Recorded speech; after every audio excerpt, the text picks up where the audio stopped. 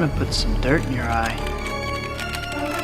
Wait, before you comment, just give me a minute to explain myself. Yes, this is my favorite Zelda game. Well, toss up between this and Ocarina. Because, come on. And obviously it doesn't suck, but as a Zelda game, Breath of the Wild falls short of many of the things that I love about Zelda. However, it makes up for it in so many other ways. But in this video, I'm going to be talking about what, in my opinion, were opportunities that Breath of the Wild missed out on. So a bit of negativity in this video, which seems to be pretty popular. Anyway, starting off with one of the elements that makes Zelda games so unique are the items. More specifically, the items that assist you in combat, solving puzzles, and traversing the world. Some of them are fan favorites that you regularly keep equipped, and others are built for one dungeon and then relegated to dwelling at the very bottom of your item page. Breath of the Wild's item pool is, well, muddled. Now, as I mentioned just before, Zelda items can range from game-changing, like the bow or a metal shield, to as useless as Eyeball Frog. Sorry for the Eyeball Frog slander there, but it had to be done. So, obviously, an item-to-item number comparison isn't really appropriate. But Breath of the Wild does add the Sheikah Slate, that, aside from allowing Link to unlock his inner iPad kid, baby's okay. unlocks a few new abilities to Link's toolbox. Bombs, both round and Minecraft, magnesis, stasis, cryonis, and a camera. Huge development on that one. I don't know how I would have beaten the game without it. There's also the paraglider that's unlocked within the opening tutorial area, but that's just the thing. You unlock all of these items within the first few hours of the game. Even stuff like fire and bomb arrows can be gathered in the opening of the game.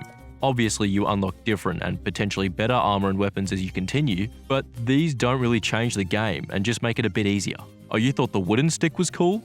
Well, get prepared for the blue stick. Off the top of my head, the Zora armor allows you to swim up waterfalls, which is very, very circumstantial, but does change the way you play the game. After defeating each divine beast, you also unlock new abilities, including one that revives you, another that gives you essentially an extra protective shield, a lightning strike, and one that lets you fly up before activating your glider, which, by the way, Revali's Gale is like borderline game-breaking. The way you can just cheese your way through so much of this map using it is ridiculous, but I may be missing something, so let me know if I did, but politely though. Otherwise I'll shit. However, there are some notable items missing here. The hook shot or claw shot would offer some very interesting ways you could traverse deep canyons or heavily forested areas. The bunny hood from Majora's Mask. This item would allow Link to run at the speed of an Olympic crackhead. Link wearing the bunny hood would even rival opponents' top speed. But I think the sheer size of the map in Breath of the Wild and the horses being a bit clunky to control at times means that Link would benefit greatly from an item that gives him a speed boost. Or how about bomb chews, or a ball and chain, or the spinny top thing from Twilight Princess, so Link can hit a sick Christ air in between boss fights. So don't get me wrong, the item pool in Breath of the Wild is expansive and impressive, no doubt, but the items are far less memorable, and the ones excluded are fan favorites I would have loved to have seen, or appear in a future game or something, maybe, who knows. On the topic of... Actually, wait. No, go back. There's no music item. No ocarina, or harp, or baton, or leaf mouth combination. Where's the music item, man? Okay, all good. As you were. I'll be quick with this one, don't worry. Exploring the tallest peaks and lowest depths of valleys in this game to unlock new weapons that may control differently or have better stats is really engaging and helps build the world of the game and reward you for exploration. But to then have the weapon just break out of nowhere kills any sense of satisfaction I once had for finding the item in the first place. Or, if you're like me, you find a really cool weapon, but you don't want to waste it. So you save it, waiting for the right opportunity, and then forget to use it and the game ends. I'm actually in the camp that thinks that weapon durability was a good idea, but I would have made one significant change. Allow the player to repair their weapon. If it's broken, instead of the item being cast into the Shadow Realm, have it stay in Link's inventory. Maybe Link can use an anvil or take the broken weapon to a blacksmith in a village to have it fixed for a certain amount of rupees or a combination of materials. And then I could use whatever weapon I wanted when I'm completing the game's dungeon.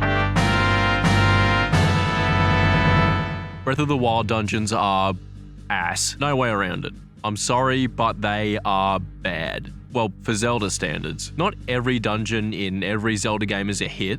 For every forest temple, there's a Great Bay Temple. You're given a Dragon Roost Cavern, and then you get a Water Temple. But that's kind of the thing. Even the bad ones I still remember. I guess any publicity is good publicity or whatever. There's no such thing as bad publicity. But when I try to remember any dungeon from Breath of the Wild, I can't. It used to be that the game would lead you to a temple or castle or cave or some sort where you solve various puzzles, gather keys, unlock doors, and defeat a few enemies along the way, usually with a mini-boss. Somewhere along the way, you'd typically find a special item that would allow you to access a part of the dungeon you couldn't have without it, or before locating and defeating a final boss. Look, it's not complicated, but the process gave you that same sense of adventure and was rewarding and made you use your brain from time to time. While getting footage for this video, I was playing Twilight Princess, and there were times where I was genuinely stumped for like 15 to 20 minutes on what to do, where to go next, or how to solve a puzzle. Instead, in Breath of the Wild, you have 4 divine beasts, which are like these big mechanical animal things. Think like those big dudes from Shadow of the Colossus, which I believe are called Colossus. You climb inside of them like Ant-Man did to Iron Man and solve typically very linear puzzles. There are some that are a bit more complicated, but most of them are pretty simple. You activate about 5 terminals, I think, inside of them, and then once you do, you have to defeat a boss. My main gripe is that all of these beasts aesthetically look basically identical. Corporate needs you to find the differences between this picture and this picture. They're the same picture. Now, I'm sure there's a reason for all of them looking the same in terms of the game's lore, beyond it fitting in with the art style of Breath of the Wild, but are you telling me that they couldn't have given them any character at all? The only one that I can genuinely recall the layout of after just beating the game is Vah Rudania, which is the one with the volcanoes. This is the only one that starts you off in the dark, with nothing but these blue flames to guide you, until eventually you switch the lights on and it's revealed that everything looks the exact same as the other 3. All of the dungeons lack character and atmosphere. Compare these to, like, the Shadow Temple from Ocarina of Time. This thing was shit your pants terrifying as a kid. I can't actually remember where it's located or really any of the puzzles, but the gory, depressing vibe and the terrifying enemies in the area are what stuck out to me. Unique enemies would have gone a long way for the divine beasts. Like, what about having flying enemies for the bird beast, or lava monsters, or ones that are big and slow for the elephant? I don't know. Each beast has a way you can manipulate the dungeon. The elephant trunk can be moved to change where the water flows, or the lizard can be flipped on its side. But again, because all of them do this, it feels like kind of the same thing for every beast. The shrines, on the other hand, I think were a great addition. Because each one of them is like its own little trial or puzzle, they don't really need to be as memorable as the dungeons, as they're kind of just like a fun little side quest. However, some shrines don't even have a challenge. Literally, you walk in and grab your little orb thing like a medieval fantasy 7-Eleven. To clarify, I think the divine beasts are a cool idea, having a dungeon that's kind of always moving, but they just could have done with some more variety and flavor. There are actual classic dungeons though. Well, kinda. Not really. The very end of the game has you make your way through Hyrule Castle, and almost reminds me of a Zelda dungeon. I didn't encounter any real puzzles apart from, we come over here and flip this switch. This puzzle, or finding the Zodiac Killer, which is more difficult, I'll let you decide. The area has 3 mini-bosses, well, at least that I encountered, abusing Revali's Gale to skip a bunch. And hey, look, I found the Hylian Shield. The Yiga clan hideout is like a Metal Gear Zelda hybrid. We have to sneak around and take out each guard without alerting another. Or you can just raw dog it, but that did not go well for me. The area has these little secrets, like this hoard of bananas, some kinda almost puzzles, unique enemies, and even a boss at the end. Speaking of boss, it's really the same here that it is with the dungeons. Every boss kind of feels the same. There's some really creative stuff with the divine beasts, like how you enter Vah Ruta by swimming up the waterfalls and going into Matrix bullet time mode in order to hit the weak spots with your arrow. There are other unique ones like Master Koga, but these are few and far between. But the Water Blight, Fire Blight, etc. Ganons leave a lot to be desired. Each of them look almost exactly the same. Unless you have some Rain Man-like ability to tell them apart, I seriously doubt you'd be able to identify which of the 4 belong to which beast. I know, again, that all of these are like an extension type deal of Ganon, but that still doesn't really excuse the sameness of all the fights. Most consist of dodging correctly and spamming the attack button. Some of them do have unique stuff, like flying up to defeat this one or using this one's attacks against it, but that's all I can recall. Calamity Ganon is awesome though. Combining all the past bosses into one creepy looking monstrosity was sick. In past titles, you would usually use the new item that you unlocked in the dungeon or a part of the environment in order to defeat the boss. But since you unlock all of your core items at the start of the game, there's no unique item that you use against each boss. The bosses do have unique attacks and gimmicks, like the Fireblight one needing you to throw bombs during this specific attack. Also, thanks for the absolutely killer tip from this guy. Watch out for that sword! Right, yeah, of course. The only one of the bosses that really sticks out to me is Thunderblight Ganon, mostly because he kept repeatedly kicking my ass.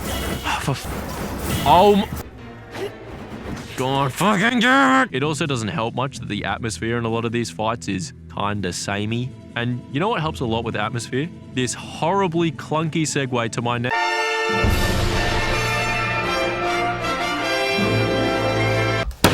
Enough from the clown! Let's not blow this out of proportion.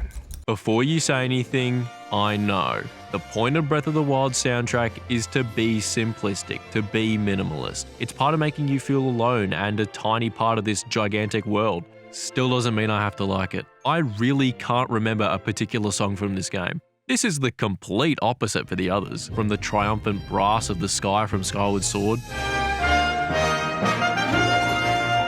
to the upbeat woodwind from Wind Waker's Dragon Roost Island.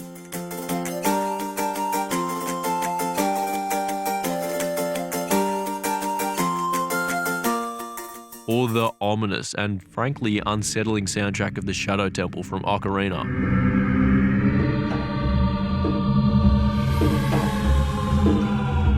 Obviously, Breath of the Wild soundtrack is great, but falls short of the iconic breathtaking you expect to see from the series. Get it?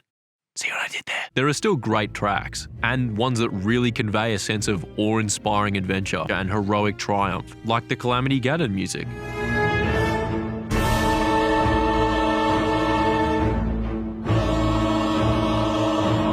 But imagine riding across Hyrule with the Twilight Princess music.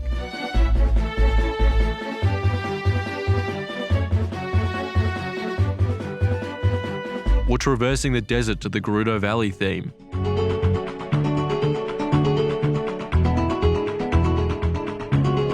With most Zelda games, particularly the 3D ones, I'm usually able to always pick out which song came from which game, because each game has unique themes that coincide with its soundtrack. And for me, the soundtrack is huge when it comes to Zelda. Each song reminds me not only of the game itself and the area that it plays, but where I was when I heard it, how old I was, how I felt, what I was experiencing and going through at the time. If I try to think about any of the songs from Breath of the Wild, most of them could go anywhere. I mean, do you remember any of the boss fight music? No, I sure don't. Just one more example of how much music can add to a Zelda game real quick.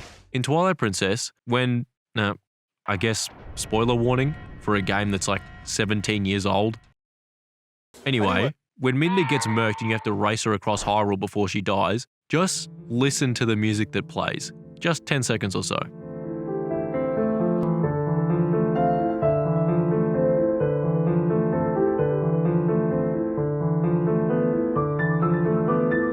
It is just beautiful. But I can remember not only the game it's from, but the specific part it appears in. I remember that this music plays just before Zelda sacrifices herself to save Midna. There, that was the spoiler. It makes me sad to say that potentially my favourite Zelda, and one of my favourite games of all time, has a soundtrack that doesn't come close to evoking the same feelings that the others did.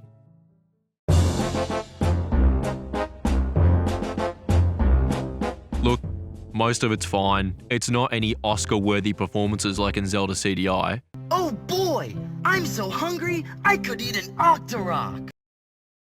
And the Oscar goes to... But there are some weird choices, like this Goron sounding like Shaggy. Man, oh man, oh What am I gonna do? And why in the unholy hell did they make Zelda British? Yes, I don't believe it, but I actually caught one. Right, I'll tell you what, you fat little cunt. If you just listened to all that, you'd probably assume that I hate this game with the passion of 1,000 suns. But as the title says, this is my favourite Zelda game. Even though it lacks all of this stuff, I can look past it. The combat is the best in the series, skating down hills on my shield like I'm playing SSX Tricky, the amount of side quests and fun characters I interact with, finding and taming a horse like my beautiful steed here, Stalin, cooking, like look how happy Link looks.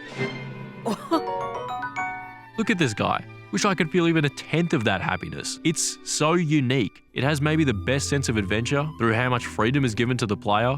There was this one part where I needed to sail across this part of the ocean. I couldn't figure out how to move the boat, so I just jumped across using my ice ability.